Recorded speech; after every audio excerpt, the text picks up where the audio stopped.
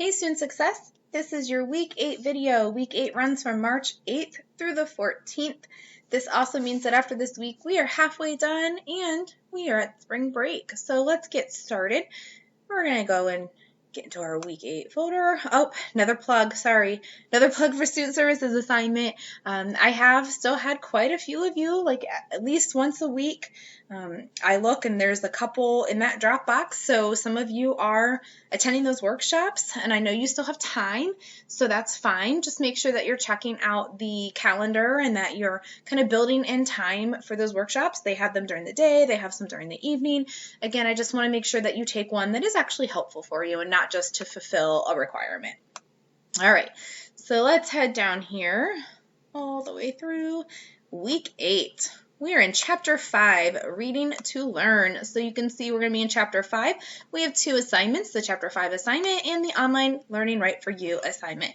So I'm going to get to the materials folder, and we have our link to our textbook, and we have slides for Chapter 5. So I'm going to go ahead and go through the slides first. Chapter 5, some major points from the chapter is just making sure that you know, and I think I've said it in this class. If I have or haven't, I apologize. I record at least 5 videos a week for different classes. So the College Reading Learning Association says about 85% of what we read, 85% of what we do in college, what we learn, comes from what we read. And so we really do need to take some personal responsibility for what we read and understanding what we read.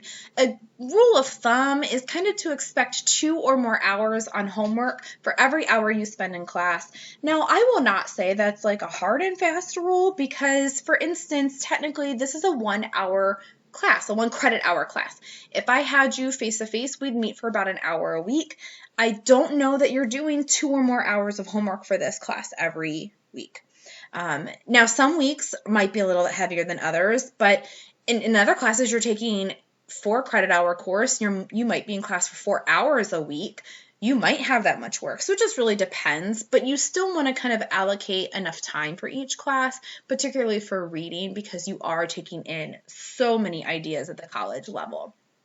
So when you read, there are, and different researchers and different texts say different things. Some say 3 steps, some say 4 steps.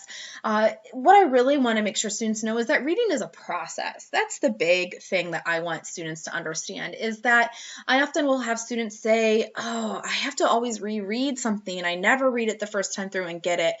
Good. I mean, not good because you have to take more time, but because reading is a process. You're not supposed to always get it the first time. It's like writing.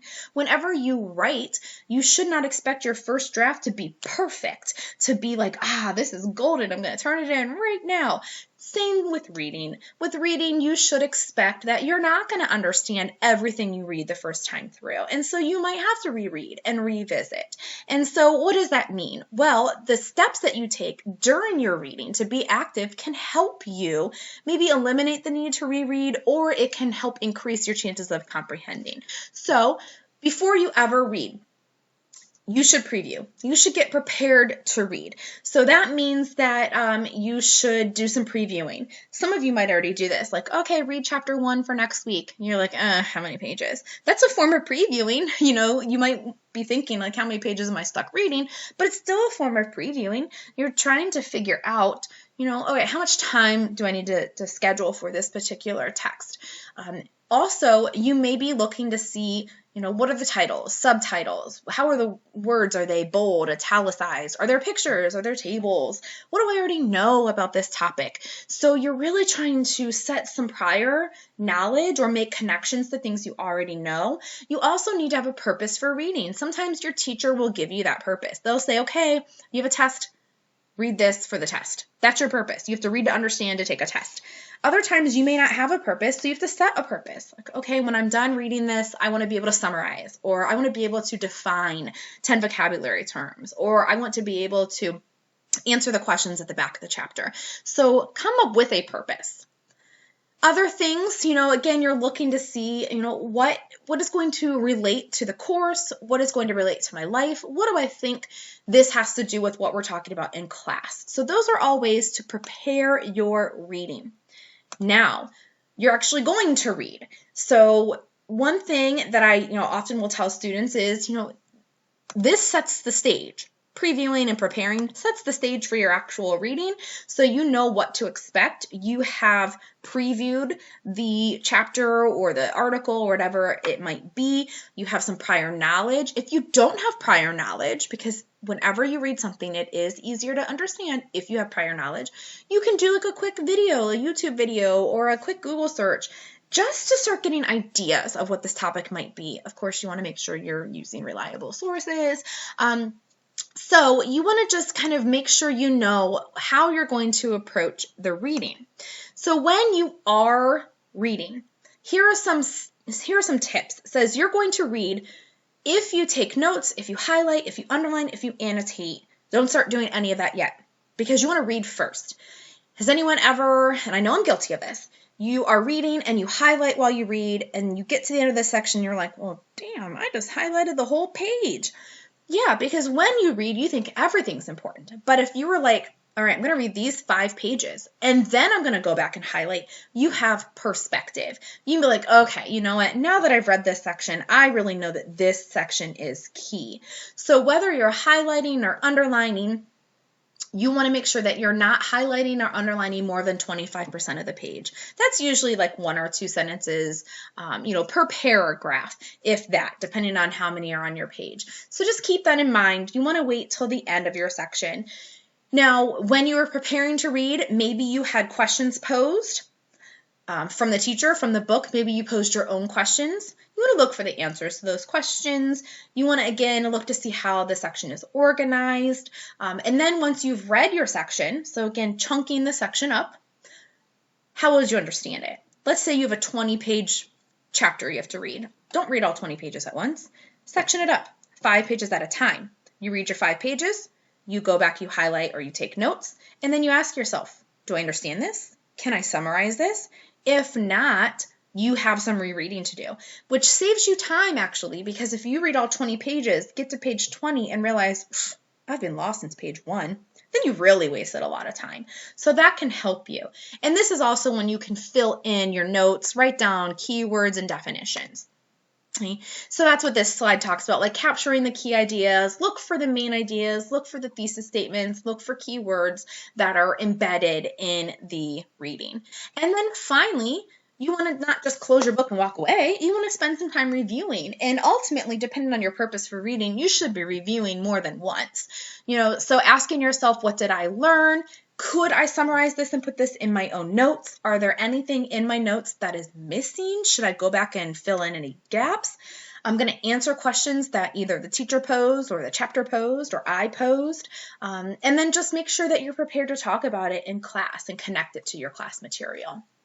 So that is the Chapter 5 content. So again, your Chapter 5 text chapter, if we're looking here, reading to learn in the actual, oops, that didn't help me, in the actual chapter itself.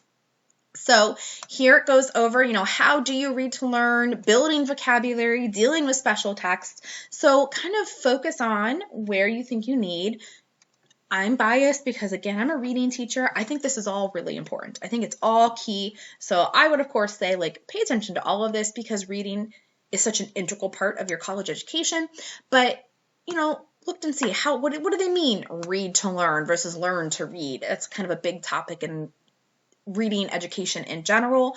So this goes over that cycle again, the reading process, but it goes into more depth than the slideshow that I just showed you. So you can look there. One thing I often have students talk about is the fact that they feel like their vocabulary needs some enhancement. So here's the section on building vocabulary. What does that mean? How can you build your vocabulary? While we're talking about that, freerice.com is a great website. And again, I don't think I've showed you guys this before, but if I have, I apologize. This is a great website. It serves 2 purposes. It can build vocabulary and it donates 10 grains of rice for every correct answer you get to the World Food Program. So it's a humanitarian cause as well. And I love this site for that. So there are other subjects in here, like if you needed to study for another class, you could look, all these different categories. It was originally intended for vocabulary only, but it's really grown. So what is a pond? Okay, it's a small lake. They start out real easy. but then it gets very difficult. It goes up to like level 60 or something. It's a nice quick way to develop and build vocabulary. I also keep vocabulary journals whenever I'm taking degree programs of words or phrases that are, important to my field. I would recommend doing that for you as well. If you're in the medical field, if you're in the law field, wherever you are, get like a vocabulary journal of words that you're going to be expected to know as part of your field and kind of use that to build. Of course, things like Quizlet and flashcards are also great ways of helping your vocabulary. All right, so that is chapter 5. Let's go ahead and let's take a look at our actual assignments. So chapter 5 has no discussion forum, which means you are just completing both assignments by Sunday the 14th for week 8 attendance. So your chapter 5 assignment, here's the document. You're going to hopefully recognize this because this looks familiar to previous chapters. So this is all, though, about reading, comprehension, speed, and vocabulary. So even if you consider yourself a fairly strong reader or fairly strong in one of these categories, I still want you to try to think of 2 things you could do to make improvements in each of those areas. What can you do to improve your comprehension? What 2 things can you do to improve your speed? What 2 things can you do to improve vocabulary? And that's where, your textbook will come in because it's going to give you a lot of suggestions. So take a look and really look through that, look through my slides to help you figure that out if you need some suggestions. When are you going to take that action? Some of you in previous assignments have said like, oh, the next time I'm face-to-face, or, for most of you, you're reading every day. So hopefully you employ these strategies like immediately. And how will you know you've accomplished the action? How will you know your comprehension is increased? Your speed has changed. Your vocabulary has built. How will you know? Okay, so when you're done with that, you'll make sure that you go into the Dropbox here, and you're going to submit it again by Sunday, March 14th. All right, let's go back. Your last assignment is an online learning right for you assignment. I personally think this should be done earlier in the semester, but I don't have that authority to move it around. I still think it's a great survey to take regardless. But is online learning right for you? You're going to first take this survey. See, it's hyperlinked right here. Take this short survey. Click on it. It's going to take you to another page within the Stark State web pages. And it's going to ask you a series of questions. You just answer whatever question, whatever response fits you. Hit submit, and it's going to give you some results. Now, I can't see your survey results. I can't see that you've taken that. So what you're going to do is you are going to, see right here, you're going to respond to that. So you can click right in. It's going to restate it. It's going to say, submit your score under the right submission area and whether you believe online learning is right for you and why. So that doesn't mean take a screenshot of your page. You can just tell me, oh, I scored a 24, I agree because, or I disagree because. And again, you can click right in the right submission area and type it here. And this is just kind of navigating how well suited you are for an online class. So that's kind of why I think it would fit really nicely earlier in the semester with an online course in particular, but I also can see why it fits with like the reading and because it goes so hand in hand with being able to be a strong reader, since a lot of online learning is so self-directed. All right, so you'll respond to the survey after you get your results right in there in the right submission area. So both of those assignments are due Sunday, March 14th for week 8 attendance. There is no discussion board. Now, after that, you are on spring break from this class. I will not have anything new open during spring break, just to make sure you all get a chance to relax. Our week 9 will pick up back, you can see here, on Monday, March 22nd is when week 9 will commence. All right, if I do not speak to you individually, I hope you all have a great week 8 and have a fun and safe spring break.